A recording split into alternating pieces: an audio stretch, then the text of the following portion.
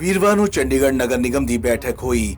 Corona virus ਕਾਰਨ ਇਸ ਵਾਰ ਬੈਠਕ 'ਚ ਕਾਫੀ ਬਦਲਾਅ ਦੇਖਣ ਨੂੰ ਮਿਲੇ। ਪਰ 7 ਮਹੀਨਿਆਂ ਬਾਅਦ ਨਗਰ ਨਿਗਮ ਦੀ ਇਹ ਫਿਜ਼ੀਕਲ ਬੈਠਕ ਸੱਦੀ ਗਈ ਸੀ। ਬੈਠਕ 'ਚ ਸਫਾਈ ਕਰਮਚਾਰੀਆਂ ਦੀ ਸਮਾਰਟ ਵਾਚ ਦਾ ਮੁੱਦਾ ਅਤੇ ਸੈਕਟਰ 23 'ਚ ਬੂਥਾਂ ਦਾ ਕਿਰਾਇਆ ਵਧਾਏ ਜਾਣ ਦਾ ਮਾਮਲਾ ਅਤੇ ਪਾਣੀ ਦੇ ਰੇਟ 300 ਗੁਣਾ ਵਧਾਏ ਜਾਣ ਦੇ ਮਾਮਲੇ ਮੁੱਖ ਰਹੇ। ਨਗਰ ਨਿਗਮ ਦੇ ਸਾਬਕਾ ਮੇਅਰ ਰਾਜੇਸ਼ ਕਾਲੀਆ ਨੇ ਕਿਹਾ ਕਿ ਸਫਾਈ ਕਰਮਚਾਰੀਆਂ ਦੇ ਲਈ ਜੋ ਸਮਾਰਟ ਵਾਚ ਰੱਖੀਆਂ ਗਈਆਂ ਹਨ ਉਹਨਾਂ ਨੂੰ ਬੰਦ ਕਰ ਦੇਣਾ ਚਾਹੀਦਾ ਹੈ। ਇੱਕ ਤਾਂ ਇਹ ਗਲਤ ਲੋਕੇਸ਼ਨ ਦਿਖਾ ਰਹੀਆਂ ਹਨ ਜਿਸ ਦਾ ਨੁਕਸਾਨ ਉਹਨਾਂ ਨੂੰ ਹੋ ਰਿਹਾ ਹੈ।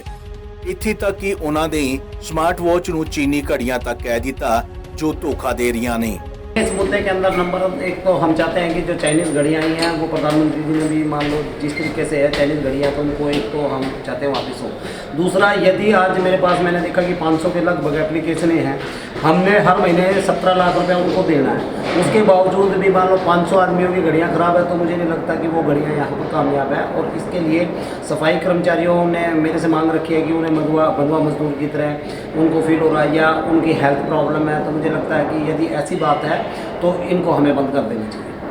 जो नुकसान की बात कर रहे हैं, कमिश्नर बात कर रहे हैं कि सबको पेनल्टी पड़ेगी, MOU हो चुका है, वो क्या बात है? नहीं देखिए, एक हमारा जब किसी के साथ MOU होता है तो उसके अंदर टर्म्स ऑफ कंडीशन है कि अगर जो मान लो एक महीने के अंदर 500 घड़ियाँ खराब है तो उसके अंदर क्या करेंगे आप बताओ?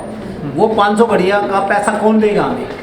500 घड़ियाँ एक टाइम में ख़राब हो जाती है, 500 कर्मचारियों की लोकेशन सही नहीं बताती। मैंने भी चेक किया था कि ये लोकेशन ठीक नहीं बता रही है। कोई लोग यदि मैं 17 में खड़ा हूँ तो उसकी लोकेशन कहाँ 17-38 के अंदर, एक की मनीमाजरा एक की, तो हर जगह हद तो तब होगी जब केदारनाथ की लोकेशन घड़ी बता रही। तो इसके अंदर बताएं हम क्या करें? इसके अंदर भी मुझे लगता है कि देखिए हमारा घड़ियों से परेशानी नहीं है, हम चाहते हैं कि घड़ियों से पहले भी परेशानी थी, आज भी परेशानी, लेकिन परेशानी ये है कि उन एम्प्लॉइज़ को घड़ियों के अनुसार उनकी तनख्वाह कटे, ये इसके अंदर प्रावधान है। लेकिन वो लोकेशन भी गलत बताएगी, उसे जब लोकेशन बताएगी तो वो अपनी ड्यूटी पे नहीं होगा, और जब ड्यूटी पे नहीं होगा तो उसकी एब्सेंट कटेगी, एब्सेंट होगी तो उसके पैसे कटेंगे, और ये एक तरह से सफाई कर्मचारी के लिए अन्याय है। ये ਉੱਥੇ ਹੀ ਸੀਨੀਅਰ ਡਿਪਟੀ ਮੇਅਰ ਰਵੀਕਾਂਤ ਸ਼ਰਮਾ ਨੇ ਪਾਣੀ ਦੇ ਰੇਟ 300 ਗੁਣਾ ਵਧਾਏ ਜਾਣ ਦਾ ਵਿਰੋਧ ਕੀਤਾ। ਉਹਨਾਂ ਕਿਹਾ ਕਿ ਅਫਸਰਾਂ ਨੇ ਬਿਨਾਂ ਕਿਸੇ ਕਾਉਂਸਲਰ ਦੀ ਸਲਾਹ ਦੇ ਰੇਟ ਵਧਾ ਦਿੱਤੇ, ਜਿਸ ਦੇ ਕਾਰਨ ਲੋਕਾਂ ਨੂੰ ਵਾਧੂ ਬੋਝ ਦਾ ਸਾਹਮਣਾ ਕਰਨਾ ਪੈ ਰਿਹਾ ਹੈ। वो उसका विरोध करते हैं। जैसे अपने मुद्दे की बात करी है तो पानी का जो मुद्दा था, जब हमने ये हाउस में पास करा था तो जो ऑफिसर एजेंडा लेके आए थे उसमें कुछ त्रुटियां थी तो हमने उनको ठीक करके सदन में वो पास करा था। मगर जब अब नोटिफिकेशन हुई है तो वही नोट जो रेट्स थे जो ऑफिसर लेके आया उनके ऊपर नोटिफिकेशन होगी, जो कहीं ना कहीं गलत है और जनता पे बहुत बड़ा बोझ है। और इसको ठीक करने के लिए आज हम एजेंडा लेके आए हैं, तो टेबल एजेंडा लेके आए हैं, तो इसको हम हाउस में डिस्कस करके इसके रेट जो है वो कम करेंगे।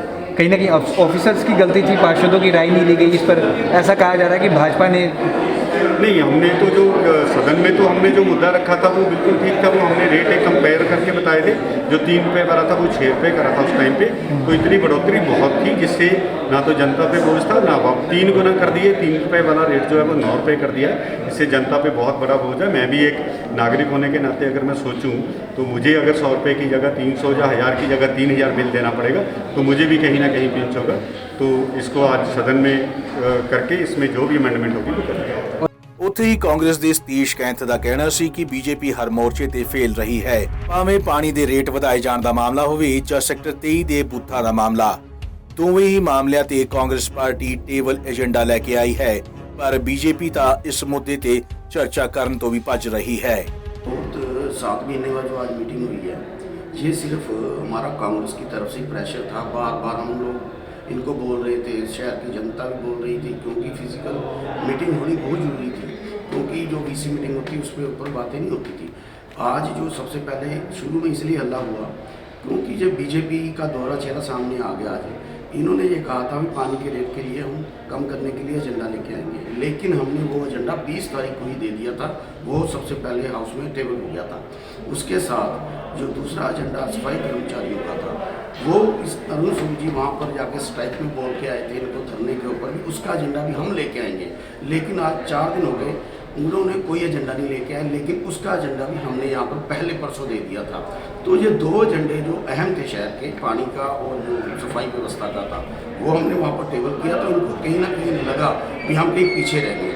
तो कांग्रेस ने अपना पूरा शहर की जनता के लिए जो हमारा फर्ज था उसका का रोल अदा किया है।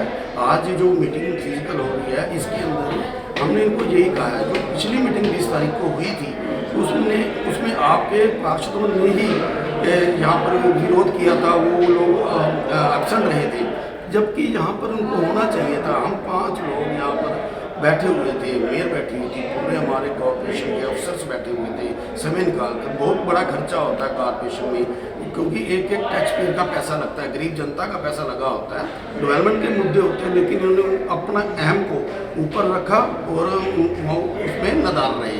ਹਾਲਾਂਕਿ 7 ਮਹੀਨਿਆਂ ਬਾਅਦ ਇਹ ਮੀਟਿੰਗ ਕੀਤੀ ਗਈ ਸੀ, ਪਰ ਇਸ 'ਚ ਬੜਾ ਹੰਗਾਮਾ ਵੀ ਦੇਖਣ ਨੂੰ ਮਿਲਿਆ। ਕਾਂਗਰਸ ਅਤੇ ਬੀਜੇਪੀ ਦੇ ਕੌਂਸਲਰਾਂ ਨੇ ਕਈ ਮੁੱਦਿਆਂ ਤੇ ਜੰਮ ਕੇ ਹੰਗਾਮਾ ਕੀਤਾ। ਜਗਬਾਣੀ ਟੀਵੀ ਚੰਡੀਗੜ੍ਹ ਲਈ ਭਗਵਤ ਸਿੰਘ ਦੀ ਰਿਪੋਰਟ।